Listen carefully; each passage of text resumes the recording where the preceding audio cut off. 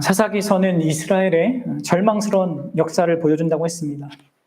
하지만 또 역설적으로 이 사사기서의 메시지는 왜 하나님의 백성이 그 어떤 순간에도 절망하지 말아야 하는지, 동시에 왜 또 소망을 품을 수밖에 없는지를 말해준다고 했죠.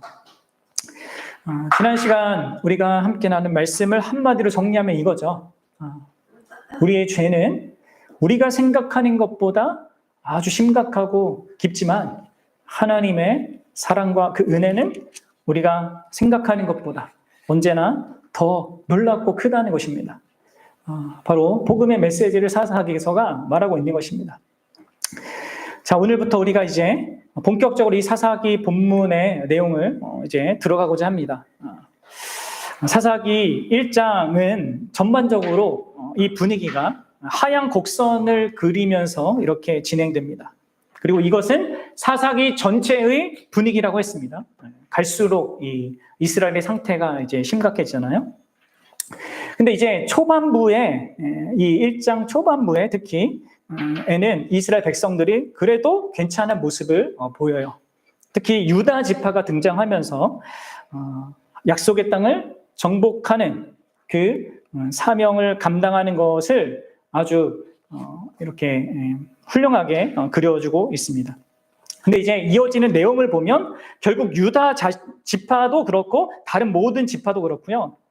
다시 반쪽짜리 성공 혹은 아니면 실패하는 그런 결론을 갖게 돼요. 이게 이제 흐름인데 오늘 저는 이제 여러분들과 함께 유다 지파의 그런 승리를 다루고 있는 1절과 4절의 내용을 중심으로 말씀을 함께 보고자 합니다. 특히 오늘 본문은 하나님께서 자기 백성에게 주신 그 약속과 또한 사명이 어떻게 이루어지는가를 우리에게 보여주고 있어요. 그래서 오늘 제목이 이제 약속과 사명인데요. 자, 우리가 이 본문에 들어가기 전에 그러니까 성경 전체적인 어떤 큰 맥락을 좀 우리가 생각해 볼 필요가 있습니다.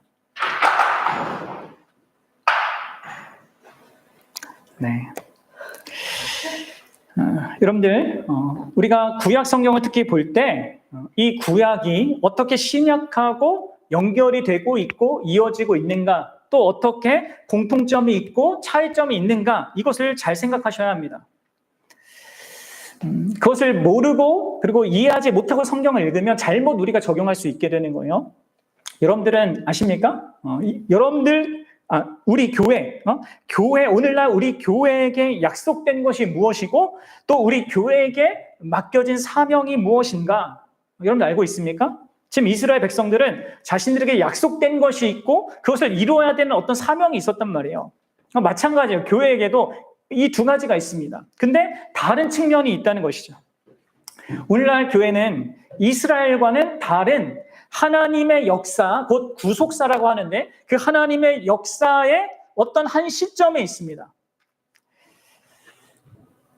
그리고 이 시대는요, 바로 여호수아보다 더 위대한 여호수아이신 예수 그리스도께서 자신의 삶과 사역, 그리고 죽음과 부활, 그리고 승천을 통하여서 이미 완성하신 하나님의 나라가 있는, 그 나라의 현실이 있는 그 역사의 시기입니다. 그리고 바로 그 예수님께서 그 하나님의 나라를 이루시고 완성하신 그분께서 다른 어떤 사람들보다 먼저 여러분 각 사람을 택하셔서 어둠의 나라로부터 불러내어서 하나님의 나라, 곧 예수 그리스도의 그 나라로 우리를 옮긴 사실이 있는 그런 이 시점에 우리가 있는 거예요. 자, 여러분, 하나님께서는 예수 그리스도의 그 구원으로 말미암아 우리를 왜 이러한 하나님의 나라로 우리를 옮겨 주셨습니까? 그것은 베드로전서 2장 9절이 말하듯이 우리를 그렇게 죄와 사망 아래 있던 우리를 이렇게 놀랍고 복된 사랑의 나라로 옮기신 이의 아름다운 덕을 선포하는 것, 이게 이제 우리를 옮기신 그 목적이에요. 우리의 사명인 것이죠. 또한 고린도후서 5장 18절이 말하듯이 우리에게 화목하게 하는 직분을 감당케 하는 것. 그래서 이 세상 사람들이 어두움 가운데서 그 죄의 통치 아래서 죄로 말미암아 망하지 않고 하나님과 화목하게 될 수 있게, 하나님의 나라로 들어올 수 있게끔 우리가 말씀을 전하고 통로가 되는 그 역할을 우리 교회가 오늘날 갖고 있단 말이에요. 그러니까 여러분들, 지금 우리는 과거에 이스라엘이 약속받았고 또한 부여받았던 어떤 사명과 유사하면서도 그러나 크게 다른 측면을 갖고 있습니다. 그것을 여러분들 아셔야 돼요. 과거 이스라엘은 일시적인 세상 나라를 약속받았고요. 그 가운데 그 세상을 심판하는 역할을 맡았습니다. 그래서 이 가나안 족속들과 전쟁하고 정복하는 것입니다. 그리고 이 약속은요, 이 약속과 사명은 그들이 실제로 순종을 잘하는가 못하는가에 따라서 그 약속의 성취가 달라졌어요. 결정되었단 말이에요. 그런데 여러분들, 오늘날의 교회는 달라요. 오늘날의 교회는 이미 영원한 하나님의 나라를 예수 그리스도 안에서 확고하게 약속받았고요, 보장까지 받았습니다. 약속이라는 면에서 동일하지만 우리 오늘날의 교회는 확고한 약속이고요, 반드시 그렇게 될 수밖에 없는 약속을 받은 것입니다. 우리의 어떠함에 따라서 결코 달라지지 않는 그 견고한 약속이 교회에게 있는 것이죠. 게다가 오늘날 교회는요, 과거 이스라엘과 달리요, 심판하는 역할이 아닙니다. 오히려 세상을 구원하는 역할, 그 역할을 하는 사명을 받게 된 것이죠. 물론 이 심판의 기능도 있긴 합니다. 교회 안에서 있어요, 그게. 어쨌든 여러분들, 우리가 받은 약속, 오늘날 교회가 받은 약속은요, 이 구약의 이스라엘이 받았던 것보다 더 크고 더 확고한 것이고요. 또 더불어서 우리가 감당해야 될 그 사명은요, 사실 더 위대한 것이고 영광스러운 거고 무거운 것입니다. 이런 차이가 있는 것을 좀 여러분들 구분을 하고 인식을 해야 됩니다. 근데 여러분들, 이 공통점이 있는데 그건 뭐냐면, 구약이든 신약이든 바로 이렇게 주어진 약속을 누리는 것과 또 이렇게 주어진 우리의 사명을 감당하는 원리는 또 똑같아요. 오늘 본문은 우리에게 그것을 말해주고 있습니다. 어떻게 우리에게 주어진 큰 약속을 누리고 또 우리에게 주어진 그 큰 또 무거운 이 사명을 감당할 수 있는가? 두 가지가 필요하다고 본문은 말하죠. 네. 뭐겠습니까? 하나는요, 기도고요, 하나는 말씀에 대한 순종입니다. 네, 기도와 말씀에 대한 순종. 먼저 우리가 기도에 대해서 생각해 봅시다. 하나님께로부터 약속된 것을요, 받아 누리고 또 우리에게 맡겨진 그 사명을 감당하기 위해서 하나님의 백성이, 하나님의 자녀가 감당해야 될 첫 번째 행위가요, 바로 기도입니다. 다시 말해서, 달리 표현하면 우리의 약함을 인정하고 크신 하나님의 능력을 의존하는 것. 기도가 그런 의미잖아요. 이게 이제 우리에게 필요한 것이죠. 여러분들, 여호수아서, 이제 사사기서 앞에 있는 여호수아서를 보면요, 이스라엘은 지도자 여호수아의 인도를 따라서 가나안 땅의 주요 지역들을 전반적으로 다 이미 정복한 상태를 갖고 있었습니다. 그것이 여호수아서 1장부터 12장까지의 내용이었어요. 그리고 여호수아서 13장부터 21장까지 후반부는요, 12지파에게 각각의 땅을 분배하는 내용입니다. 이후에 여호수아는 이 마지막 유언을 남기면서 각 지파가 나머지 미완된 그 정복을 스스로 완수해야 한다고 그렇게 당부를 합니다. 하나님은 이 가나안 땅을 이스라엘에게 주실 것을 약속하셨지만 그 땅은 이스라엘 백성이 그 땅의 민족들과 싸우는 역할, 그들을 심판하는 그 역할, 곧 사명을 감당하는 것을 통해서 허락된다고 하신 것이죠. 이런 맥락에서 이 여호수아가 죽은 후에 이스라엘 자손은 가장 먼저 무엇을 합니까? 그게 이제 1절의 말씀이에요. 자, 우리 다시 한번 같이 읽어봅시다. 시작. 여호수아가 죽은 후에 이스라엘 자손이 여호와께 여쭈어 이르되 우리 가운데 누가 먼저 올라가서 가나안 족속과 싸우리이까? 그럼 이게 우리에게 필요한 자세인 것이죠. 하나님의 약속이 무엇인지를 알고 자기에게 주어진 사명이 무엇인지 안 자들이 해야 할 첫 번째 행위, 그것은 바로 하나님께 묻는 것입니다. 하나님께 간구하는 것입니다. 그것이 이 기도가 언제나 먼저라는 것이죠. 여러분들, 사실 이스라엘 각 지파에게는 이미 각자 싸워야 할 땅이 정해져 있었습니다. 따라서 하나님께 묻지 않고 그냥 각자 올라가서 싸울 수도 있었어요. 또 이미 승리도 약속되어 있었습니다. 하지만 유다 지파는요, 아니 이스라엘 백성은요, 하나님께 먼저 물어요. 하나님께 기도합니다. 여러분, 이게 여러분들 하나님의 백성이 삶을 살아갈 때, 자기에게 주어진 인생을 살아갈 때, 자기에게 주어진 사명을 감당해야 할 때 제일 먼저 해야 될 것입니다.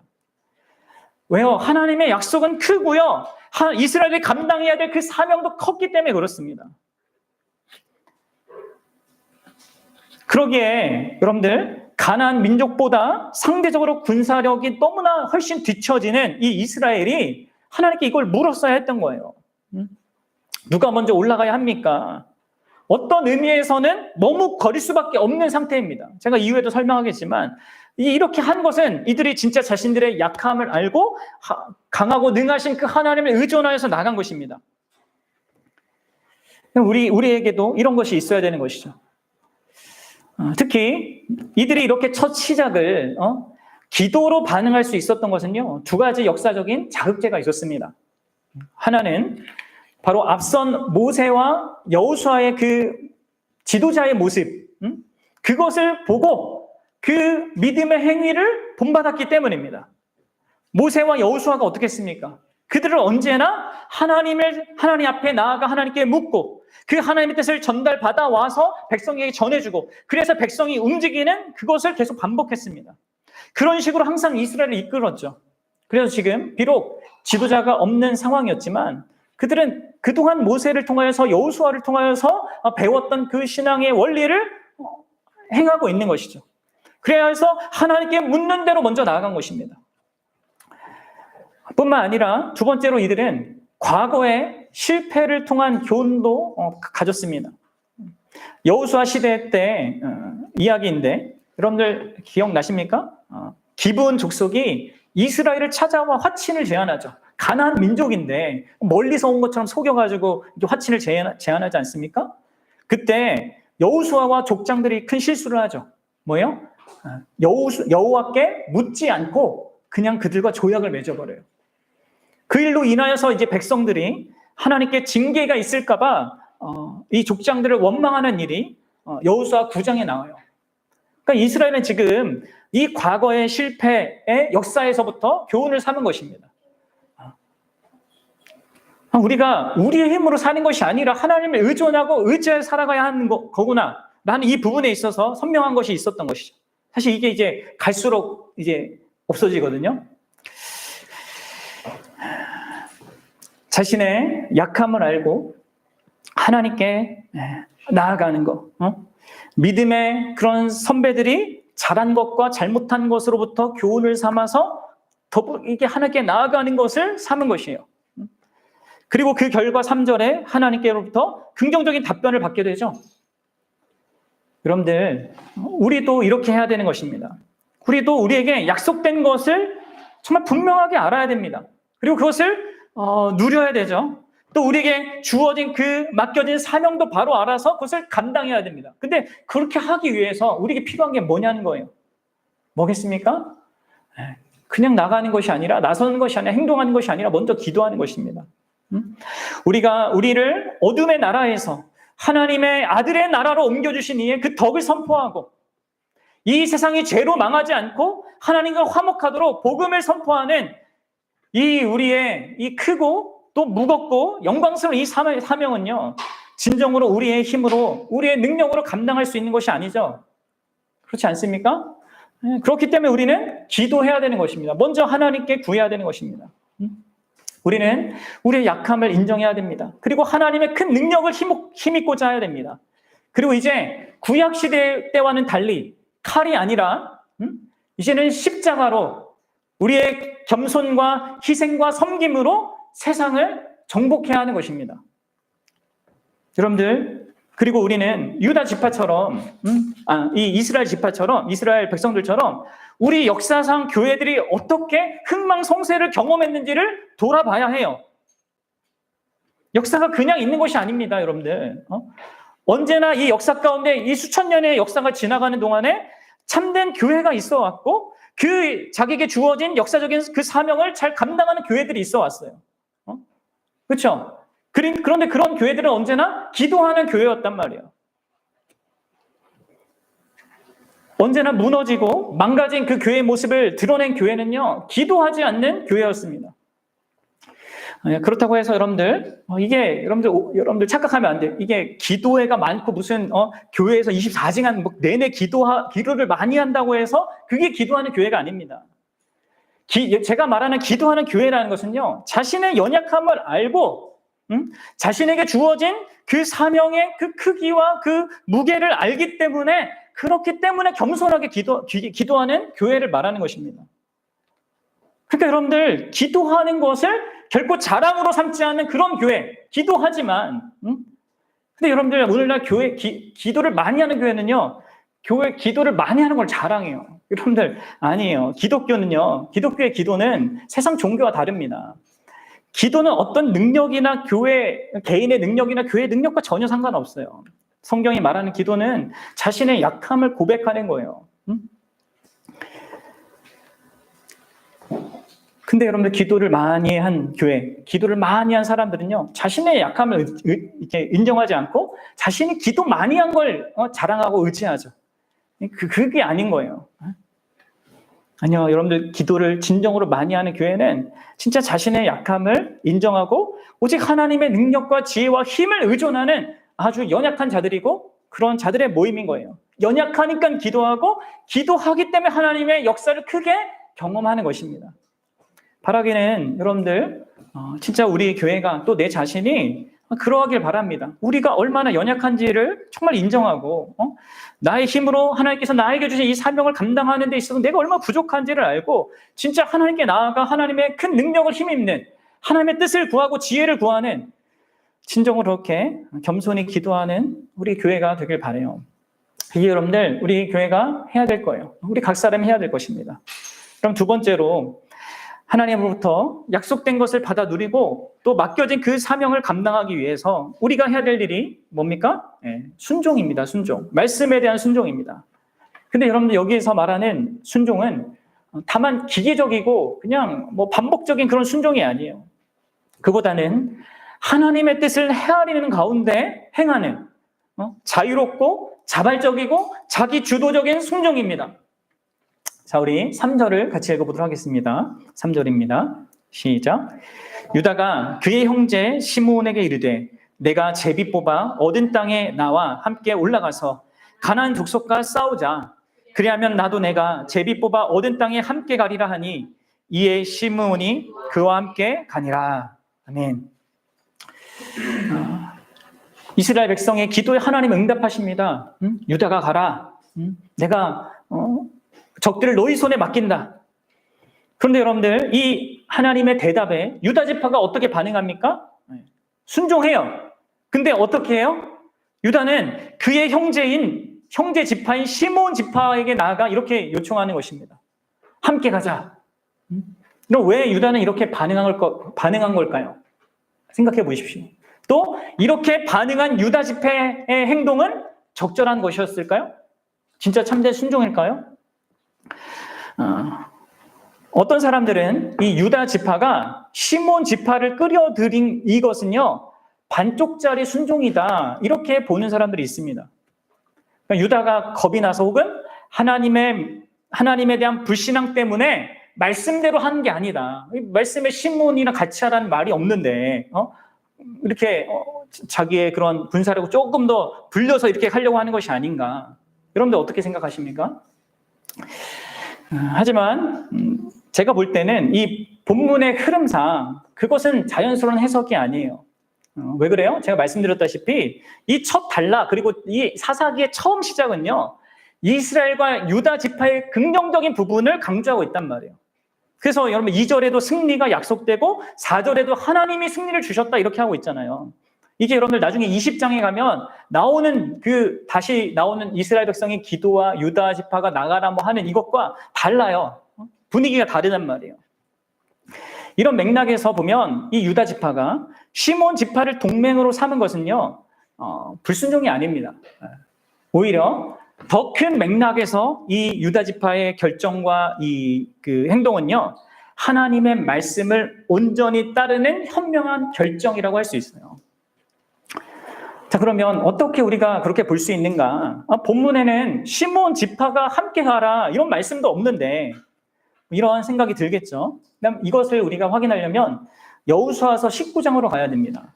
여호수아서 19장 1절을 함께 읽어보도록 합시다. 자, 읽어보겠습니다. 시작. 둘째로 시몬 곧 시몬 자손의 지파를 위하여 그들의 가족대로 제비를 뽑았으니 그들의 기업은 유다 자손의 기업 중에서라. 네. 여호수아서 13장부터 여러분 21장까지 그 분배라고 했잖아요. 이 과거에 이스라엘 지파가 가나안 땅을 분배받을 때 하나님에 의하여서 여호수아를 중보자 해서 이렇게 선포된 그 말씀 가운데 무슨 말씀이 있는 거예요? 이 시몬 지파가 받을 기업은요, 유다 지파의 기업 중에 받게 되어 있었습니다. 다시 말해서 시몬 지파가 따로 땅을 차지하는 것이 아니라 유다 지파가 차지하는 땅을 분배받도록 공유받도록 되어 있었던 것이에요. 따라서 여러분들 유다 지파와 이 시몬 지파는요, 다른 지파들과는 차원이 다른 어떤 관계에 있었던 것입니다. 그러니까 12지파, 12지파 모두가 한 운명 공동체였지만 특히 이 유다와 시몬 지파는 더 긴밀하게 연결되어 있었던 것이죠. 그러니까 여기서 우리가 무엇을 확인하는 거예요? 지금 유다 지파는요, 그리고 시몬 지파는 과거에 이미 전해진 말씀을 알고 있었고, 그것에 기반해서 하나님께서 자신에게 현재적으로 주신 말씀과 함께 더불어서 이 생각을 한 겁니다. 판단을 한 것입니다. 그리고 그러한 판단 속에서 결론을 맺은 것이죠. 시몬 지파와 함께 싸워야 하겠구나. 그리고 시몬 지파도 역시 그 유다 지파의 제안을 선뜻 받아들인 것입니다. 그래서 연합하여서 싸움에 나간 것이죠. 그 결과 어떻게 된 거예요? 결국 승리를 얻어요. 여러분들 보십시오. 여기서 유다 지파와 시몬 지파가 그렇게 연합한 것은 결국은 하나님의 말씀에 온전히 순종한 것이었어요. 그러니까 단순히 유다 지파가 나가라 해서 그것을 기계적으로 순종한 게 아니에요. 현재적으로 자기가 받은 하나님의 말씀뿐만 아니라 과거에 여호수아를 통하여서 주신 그 말씀들도 기억하는 것 가운데 이걸 종합적으로 이해해서 하나님의 뜻을 헤아리는 가운데 자신의 현재적인 상황에 적용한 것입니다. 그래 여러분들, 우리에게 이러한 말씀에 대한 이 중심과 이러한 말씀에 대한 순종이 필요한 거예요. 과거 자기 조상들에게 하신 그 말씀, 자기 조상이 한 지도자가 한 그 말씀을 소홀하지 않는 것 속에서 그 말씀을 자신의 현재 상황에서 형편에서 지혜롭게 적용하는 것. 그래서 여러분들, 직접적인 명령은 없었지만 이미 주신 말씀, 이미 자기 안에 간직한 그 말씀을 가지고 그 판단의 행동의 기준을 삼은 것입니다. 이러한 순종이 기도와 더불어 약속한 것을 받고 주어진 그 사명을 감당하는 데 중요한 역할을 한 거예요. 사랑하는 여러분, 이 원리는 오늘날 우리 교회 시대 때도 그대로 적용되는 것입니다. 그러면 우리가 하나님의 말씀을 배우는 이유가 뭐예요? 그것은 우리에게 주어진 예수 그리스도 안에서 주어진 그 놀라운 약속이 얼마나 확고하고 영광스러운지를 더 분명히 하고, 또 우리에게 허락된 부여된 그 정말 큰 사명, 무거운 사명이 무엇인지, 또 어떻게 감당해야 되는지, 어떤 능력을 감당해야 되는지, 이 모든 것을 온전히 알고 이 하나님께서 우리를 이 땅에 살게 하신 그 전반적인 그분의 뜻과 그분이 원하시는 바를 알기 위해서 배우기 위한 것이 아니겠습니까? 그래서 여러분들, 이 모든 배움은 우리의 일상의 삶의 영역에서 그렇게 우리가 하나님의 뜻으로 순종하고 따르고 또 행하는 그 모든 것을요, 이런 큰 하나님의 뜻에 비추어서 행할 수 있게끔, 그래서 자기 주도적으로 판단하고 결정하고 행동할 수 있게끔 이렇게 의도된 것이란 말이에요. 그런데 성경은 우리 삶의 모든 것을 세세하게 일일이 이렇게 해라 저렇게 하라 지시해 주지 않습니다. 여러분, 이걸 아셔야 돼요. 마치 오늘 기분이 안 좋은데 하나님 나한테 뭘 말씀하시냐 하고 성경책 딱 펴가지고 딱 찍고 이런 식으로 아니라는 거죠. 물론 하나님께서 어떤 경우에는 어떤 특별한 시점에는 그런 식의 방법을 사용할 수도 있습니다. 그러나 주로 그렇게 하지 않으세요. 우리의 이성과 인격을 사용하신단 말이에요. 우리의 이해력을 사용하신단 말이에요. 우리가 판단하고 결정하고 행동하는 그런 것을 원하신단 말이에요. 그래서 보통 하나님께서 원리와 근거를 주십니다. 삶의 근거가 된 말씀을 주시고 그것에 따라서 어떤 상황에 처하든지 우리가 스스로 판단하고 결정하고 행동하도록 맡기신단 말이에요. 이게 여러분들 하나님께서 우리를 말씀으로 인도한다는 의미입니다. 우리 믿음의 조상이라고 할 수 있는 분들이 기록한 이 성경 말씀을 우리가 잘 배우고 그 가운데 드러내신 하나님의 뜻을 우리가 헤아리고 그 뜻을 자신의 삶에 치열하게 적용하는 것. 여러분들 이게 하나님의 말씀의 인도를 받는 것입니다. 하나님의 인도를 받고 말씀을 듣는다는 것이 막 신비한 음성을 듣고 거기에 내가 이렇게 메워서 가는 이게 아니에요.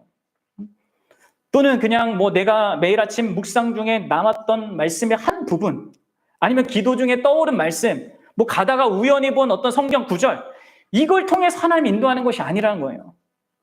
그보다는 이 유다 지파와 시므온 지파가 그랬던 것처럼 우리를 인도하기 원하신 것입니다.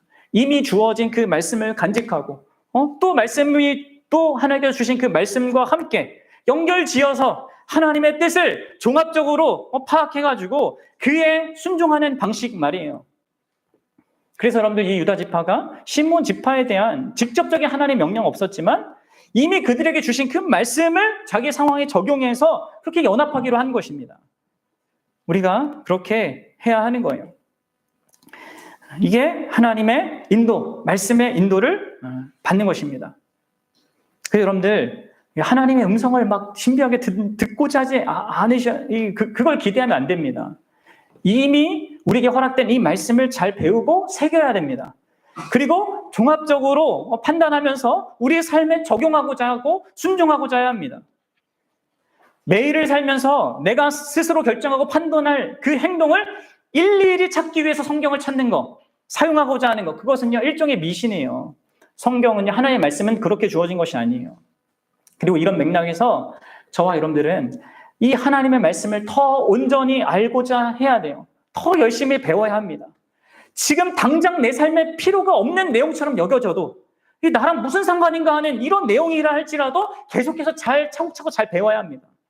그래야지만 여러분들 우리에게 주어진 이 하나님의 약속 이것이 더 선명해지고요. 이 복음도 더 영광스러워지고 또 우리에게 요청되는 그 사명도 더 확고해집니다.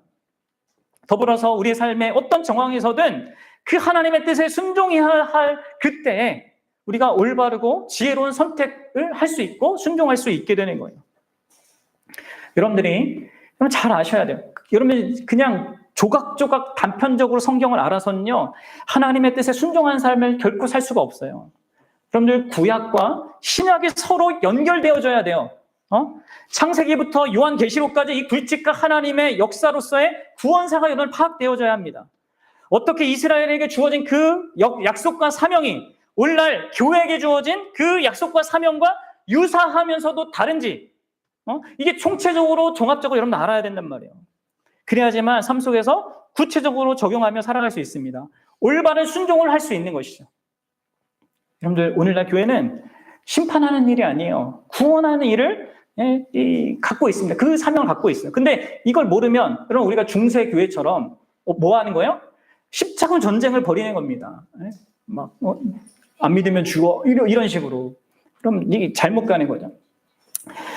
자, 덧붙여서 여러분들 말씀을 배우는 이 일에 있어서 본문이 말하는 하나의 중요한 또 원리가 있습니다. 그것은요, 우리가 말씀을 알고 배울 때 정말 중요한 게 공동체로 함께 하는 것입니다. 그래서 내가 이해하고 깨닫고 배운 것을 공동체로 함께 점검하고 그리고 함께 나누는 것. 그럼 그래서 유다 지파가 이 시므온 지파와 함께 말씀에 반응하여 순종하고 있는 것입니다. 여러분들 말씀에 대한 혼자만의 깨달음, 혼자만의 이해, 이것은 결코 바람직하지 않습니다. 아니, 너무나 위험합니다. 사실 이게 목회자일수록 더 그래요. 잘못하면요 이단으로 가고 교주가 되는 겁니다. 수많은 이 이단들이 다 그랬어요. 처음에는 그래도 괜찮았는데 자기 혼자만 막 파서 자기만의 무엇. 아니 여러분들 우리에게는 이 하나님의 말씀을 함께 나누고 배울 공동체가 필요한 것입니다. 그래서 여러분들 우리가 성경 공부 시간에 우리 교회에서 뭐 하는 거예요? 우리 믿음의 선배들의 글이나 이 시대를 살아가는 믿음의 어떤 그 지체들의 글을 가지고 함께 말씀을 나누는 거 아닙니까? 그렇게 할 때 말씀에 대한 이해도 깊어질 뿐만 아니라 내가 갖고 있던 잘못되고 왜곡된 그런 생각들도 교정하고 수정될 수 있는 것이죠. 이게 여러분들 반드시 필요한 것입니다. 그래야지만 하나님의 올바른 인도를 받고 더 온전히 순종하는 삶을 살 수 있는 것이죠. 그렇습니다. 여러분, 우리는 우리의 연약함을 인정하고 진짜 하나님 앞에 기도하며 하나님의 뜻을 구하고 지혜를 구해야 합니다. 그리고 무엇보다 하나님의 이 선한 뜻을 더 잘 알고 깨닫기 위해 하나님의 말씀을 배우기를 힘써야 하고 그 가운데 여러분들 우리가 주도적으로 순종해야 하는 것이에요.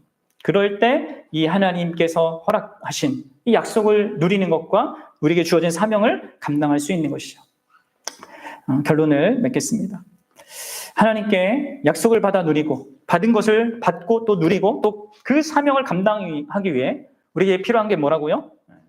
반드시 기도하는 것과 또 순종하는 것입니다. 말씀의 그 바른 그 반응 속에 이해 속에 순종하는 것입니다. 그러나 여러분들 마지막으로 여러분들 꼭 기억해야 될 것은 실제적으로 그 약속을 주시고 누리게 하시며 더 나아가 우리의 그 막중한 사명을 감당케 하여서 승리라는 그 결론을 주시는 것은요, 주시는 분은요, 하나님이시요. 그래서 여러분들 이 4절을 읽어봅시다. 같이 읽어보겠습니다. 시작. 유다가 올라가매 여호와께서 가나안 족속과 브리스 족속을 그들의 손에 넘겨주시니 그들이 벳색에서 10,000명을 죽이고. 아멘. 보면은 유다가 맞서 싸워야 할 대상들이 가나안 족속과 브리스 족속이라고 말하고 있어요. 여러분들 앞서 제가 잠깐 언급했지만 이 가나안 민족은요 군사력에 있어서 뭐 어떤 전력과 이런 전투력에 있어서는요 이스라엘과 비교할 수 없을 정도로 막강했습니다. 그러면 이스라엘이 비유하자면 낫과 쟁기를 가지고 들고 전투에 나섰다면 가나안 민족은요 총이 있었고 탱크가 있었던 거예요. 그래서 여러분 19절을 보면 철병거가 나오잖아요. 가나안 민족은 철기 문화예요. 이스라엘 백성은 지금 청동기적인 어떤 거 갖고 있는 그 문화란 말이에요. 그 정도로 두 세력의 차이는요 엄청 컸습니다. 외적으로만 보면 이스라엘은 가나안 족속에게 전혀 상대가 되지 않는 그런 조건을 갖고 있어요. 백전백패할 수 없는 밖에 없는 그런 현실입니다. 그래서 여러분들 이 가나안 정복 전쟁에 대해서 여러분 바르게 이해해야 합니다. 오늘날 우리가 이따가도 기도해야겠지만 지금 이스라엘이 이 팔레스타인과 이 하마스랑 전쟁하고 있잖아요. 이스라엘이 막강한 그 무기를 가지고 공격해서 이게 뭐 이렇게 팔레스타인에 뭐 어떻게 하지도 못하고 있는 상황이잖아요. 이런 양상이 아니에요. 이때 전쟁은 오히려 이스라엘은 한없이 나약하고 가나안 족속과 이 브리스 족속은 막강한 군사력과 무기를 갖고 있었습니다. 그러니까 여러분들 이 정복 전쟁은 하나님께서 정말 부직갱이와 같은 이 이스라엘이라는 이 나라를 막대기로 들어서 죄 가운데 살아서 더 이상 용납할 수 없는 그런 죄가 찬 그 나라에 대한 심판을 하시는 것입니다. 그래서 여러분 오해하면 안 되는 거예요. 근데 여러분들 이렇게 여기서 우리가 중요한 것은 이 유다가 결국 어떻게 자기 사명을 감당하여서 승리하는가, 어떻게 그 큰 대적을 물리치는 이 엄청나고 큰 사명을 성취하여서 결국 약속된 것을 받게 되는가? 뭡니까? 무엇 때문입니까? 기도 때문입니까? 순종 때문입니까?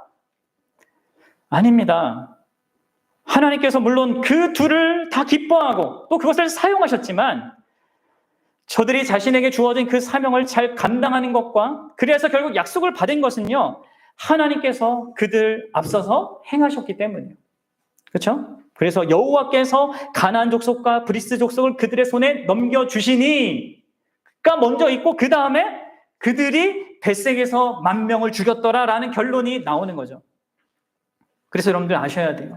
우리가 기도하지만 또 우리가 순종하지만 궁극적인 승리, 궁극적인 성취, 복은요 하나님이 주시는 것입니다. 그것을 기억해야 돼요. 이것은 오늘날 우리 교회가 우리에게 허락된 약속을 누리는 것도 그렇고 우리에게 허락된 주어진 막중한 사명을 감당할 때도 동일하게 작동하는 원리입니다. 우리가 기도하는 것으로 정말 하나님을 의지하고 진짜 말씀을 잘 배우고 거기에 순종함으로 감당해야 되지만 그 가운데 우리가 반드시 기억해야 하는 것이 이 진리인 것이죠. 하나님께서 앞서 행한다는 거예요. 우리가 보게 될 모든 열매는요, 다 하나님이 하시는 것 속에서 우리가 갖는 것입니다. 그럼 이것을 잊지 말아야 돼요. 그래서 사도행전에 보면 예수님께서 모든 족속으로 가서 제자를 삼아 다 복음을 전하라 이렇게 했잖아요. 근데 사도행전에 뭐라고 기록하고 있습니까? 사도행전 2장 47절의 말씀입니다. 같이 읽어봅시다. 시작. 하나님을 찬미하며 또 온 백성에게 친송을 받으니 주께서 구원받은 사람을 날마다 더하게 하시니라. 전도는 하나님 교회들이 열심히 했단 말이에요. 근데 그 전도의 그 열매, 그 결론을 누가 주세요? 주께서예요. 주께서. 우리 하나님께서 약속하시고 명령하시는 것을 이루시는 분이라는 것을 기억해야 합니다. 하나님은 우리에게 주신 그 큰 사명을 우리로 하여금 감당하게 하시는 분이십니다. 그럼 이것을 아셔야 돼요.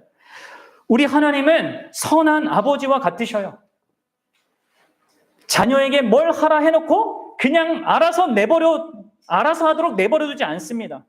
그 자녀가 행할 수 있도록 필요한 모든 것을 공급하십니다. 그리하여서 감당할 수 있게 하시는 것이죠. 그러니까 여러분들, 하나님께서 우리로 하여금 우리를 영원한 나라에, 그 하나님의 나라에 들어가게 하신 이의 아름다운 덕을 선포하라고 하실 때 거기는 뭐가 약속되어 있는 것입니까? 바로 우리에게 그 자신의 아름다운 덕과 그 영광을 끊임없이 보이겠다, 그 약속이 담겨져 있는 거예요. 이 세상이 죄로 망하지 않고 하나님과 화목하도록 우리에게 화목하게 하는 그 직분을 주어서 복음 전도를 하라고 할 때도 내 안에 연약함이 있고 세상이 대적하는 분위기도 있고 사람들 안에 있는 그 죄도 있고 사단의 역사도 있고 이 막강한 큰 현실이 있다 하더라도 그 모든 것을 극복하고 남을 그런 은혜와 능력으로 우리와 함께 하시고 우리가 감당하게 하시겠다는 그 약속이 우리의 사명에 이렇게 연결되어 있는 것입니다. 이거를 여러분들 알아야 돼요. 그래서 여러분들, 우리는 우리의 연약함을 너무 주목해서는 안 됩니다. 또 우리의 사명을 이루는 일에 걸림돌이 된 것 같은 그 세상의 여러 악조건에 대해서도 너무 두려워해서는 안 됩니다. 우리는 모든 것 위에 뛰어나시고 모든 것보다 크신 그 하나님을 바라봐야 돼요. 그리고 그분이 우리를 자녀처럼, 사랑하는 자녀처럼 우리를 대하신다는 것을 기억해야 합니다. 그럴 때 여러분들, 우리는 진실로 우리 삶 속에서 하나님의 뜻이 이루어지는 것이, 그분이 나에게 부여하신 그 사명이 내 삶 가운데 이루어지는 것을 보게 될 거예요. 그리고 그런 우리는 결국 우리 자신을 자랑스러워하기보다는 그런 모든 복된 것을 허락하신 그 하나님을 높이는 그런 거룩한 백성으로 살게 되겠죠. 사랑하는 여러분, 과거 이 사사들이 치리하던 그때, 이 사사 시대 때 계셨던 그 유다 지파와 시몬 지파와 함께 하셨던 그 하나님이요, 오늘날 우리와 함께 하시는 그런 동일하신 하나님이십니다. 물론 앞서 말했듯이 오늘날 우리 교회는 이스라엘이 약속받았고 감당해야 하는 그 사명, 약속받은 어떤 것과 감당해야 할 그 사명보다 더 영광스럽고 복된 것을 갖고 있고 또 그 사명을 받은 자입니다. 복된 하나님의 나라를 예수님 안에서 이미 받았잖아요. 그렇죠? 그래서 여러분들, 어떤 의미에서 우리는 손해될 것이 없는 자들이에요. 예수 믿는다는 것은요, 그것 자체로 영광스러운 것이고 그것 자체로 그 무엇도 해할 수 없는 이 복된 것을 소유한 것입니다. 그렇기 때문에 여러분들은 섬김과 희생과 자기를 내어주는 사랑으로 세상을 좋은 의미에서 정복하게 되는 그 사명을 감당할 수 있는 것입니다. 그리고 그것을 감당하도록 부름받은 것입니다. 사랑하는 여러분, 여러분들이 이 일을 위해서 진짜 더 함께 기도하는 그런 교회가 되길 원해요. 그리고 더 열심히 하나님의 말씀을 배우는 가운데 순종하는 그런 교회가 되길 바랍니다. 정말 이러한 우리 통해서 우리 안에서 또 우리를 위하여서 일하시는 그런 하나님의 역사와 그 결론을 우리 교회가 또 우리 개인이 정말 경험하고 누리게 되는 그런 은혜가 있기를 간절히 주님의 이름으로 축원합니다. 같이 기도합시다.